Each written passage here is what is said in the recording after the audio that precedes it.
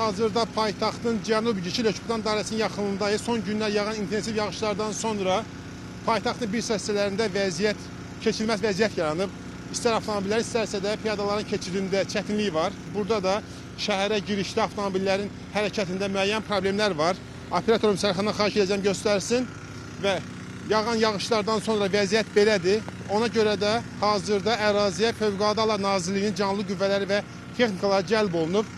Suyun ərazidən çəkilməsinə çalışırlar və bu proses həyata keçirilir. Ötən gündən başlayaraq yağan intensiv yağışlar nəticəsində Bakı şəhəri, Sumqayıt şəhəri və Abşeron rayonunun bəzi ərazilərində fərdi yaşayış evlərinin həyətyanı sahələrini və bəzi ərazilərin su basmaya məruz qalması ilə bağlı Fövqəladə Hallar Nazirliyinə məlumatlar daxil olub.